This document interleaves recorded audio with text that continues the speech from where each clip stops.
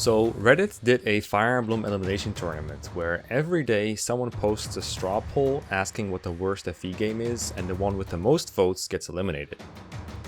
And I thought I would take this opportunity to talk not just about the results, which are interesting on their own, but also about the effects on the community, about what was said during this tournament, not just on these threads themselves, but also outside of it. And we can use it as an example of how we, as Fire Emblem fans, discuss these games in general.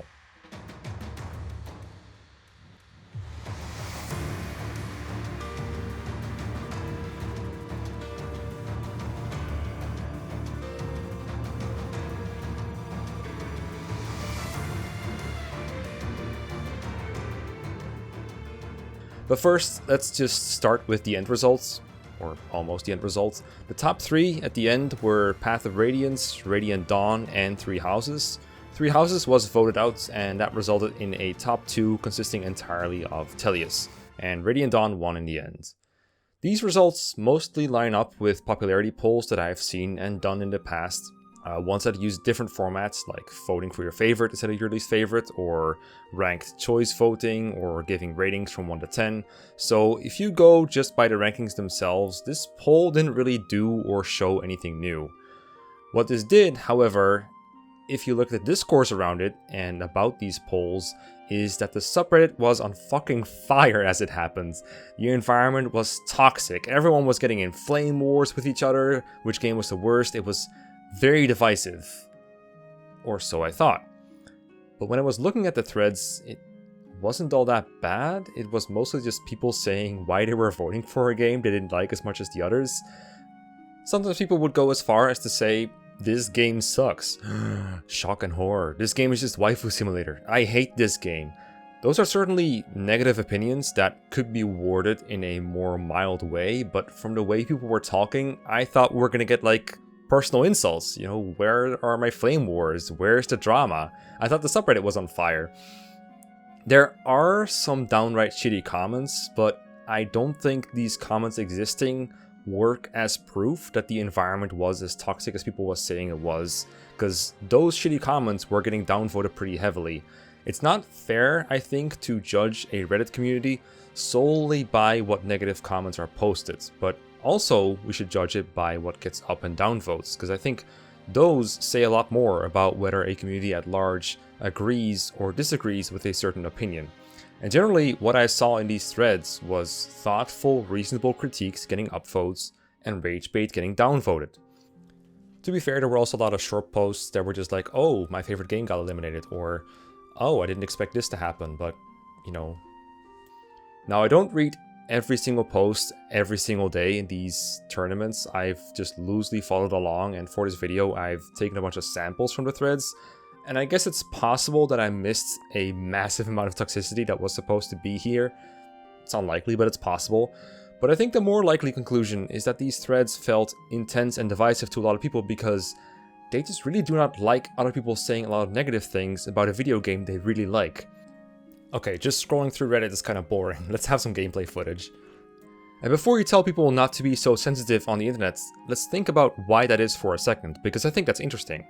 Why do people get so attached to a video game or some other piece of media that it feels like a personal insult if someone else says it sucks? I think there's a couple possibilities there, and I want to run them by you.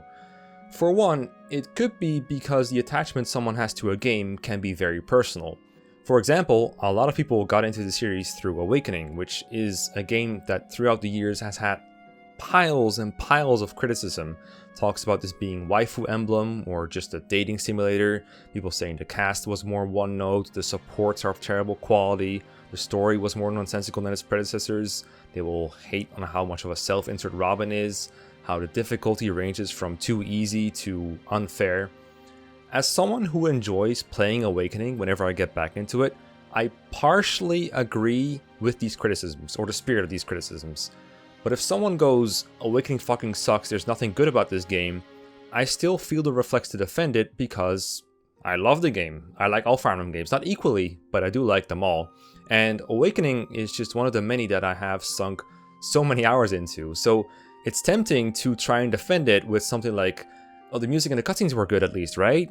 Or, more simple, I had fun with it. I just want to add here, because I forgot to include it elsewhere in the script, that I think there's sometimes this topic jumping going on when you're critiquing an aspect of a game. For example, we're talking about the Fate story, and someone will inevitably go, well, at least the soundtrack was good. We can agree on that, right? And it's like, yeah, I get that, and I understand the impulse to defend as I'm discussing here, but it also feels a little bit like a distraction, like at least let me have this kind of moment, right? Which I understand, but I don't think it's very helpful for discussing it. But like, people who are just bashing a game with nothing constructive aren't worth engaging with. They're just looking to get a rise out of others, or they're just looking to vent, and engaging with them is time and energy you could be spending on something more fun, like real discussions about a game's pros and cons. There's a lot of that to be had.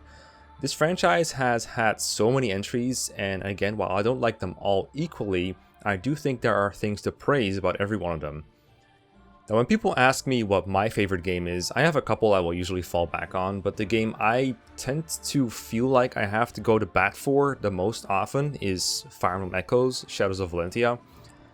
Now, that game has some flaws that I think are difficult to ignore. It's not that I like this game's map design or the misogyny in it, but I was playing this game on a channel when shit went down in the Fire Emblem community in 2020, and having this piece of art to fall back on and distract from that was so wonderful. Shadows of Valentia, like almost no other game, really sucks you in, and the level of connection with a video game like this can't really be captured in a clean list of pros and cons that just goes gameplay bad, but story and presentation good.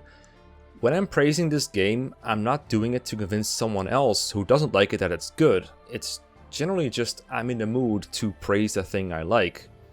And I think that's as healthy of a segue into my next theory about why this discussion can feel so bad to engage in with someone you disagree with. It's that it can feel very hostile if someone goes, well actually, in response to your praise. I think, and I'm a little bit too proud of this one, so let me know if I'm not onto something here, it's not that most people don't understand that you can have different tastes, but rather that it feels like someone is telling you you're wrong for liking something. You say A is good, but actually, A is bad for reasons X, Y, and Z. That's why I loathe statements like, this game is over or underrated so much. It implies some kind of objective truth exists about the quality of a piece of art, and you can measure how wrong someone is with your opinion stick. Now, I get that saying A is overrated is just as much of an opinion as just saying A is good, but it's got that little bit of, well, actually energy in it that makes it extra infuriating. Now, pointing out the flaws of the thing I like is not going to make me suddenly dislike it. Your tastes are going to be dictated by what kind of pros you value the most and what kind of cons you can easily ignore. For example, most people hate the FE6 Arcadia map because they can't see what the fuck is happening. They can barely move around, and every now and then an enemy pops up in the fog that just kills them. That doesn't matter to me personally because I'm a Fire Emblem maniac with 5,000 hours into this game, only about 12 of which were spent defusing a bomb and 50 of which were spent looking up reinforcements. But I like playing that map because it makes me feel like a clever boy for working around its challenges. I can still acknowledge the design flaws, and I will happily sympathize with anyone who lost their appetite for FE6 just because this map drove them to madness, but that doesn't mean I'll like it any less personally. Anyway, let me wrap this up real quick. I've said before, and I'll say again, that the FE fandom is often called more toxic than it deserves to be. I might be wrong on this. I don't look in every corner of the internet. I mostly read inside my own community and the FE subreddit, and maybe things are more toxic in the places where I don't look, or maybe I have thicker skin than most after this many years in the business. Let me know what your experience is in the Fire Emblem community in the comment section. And also just don't be a dick.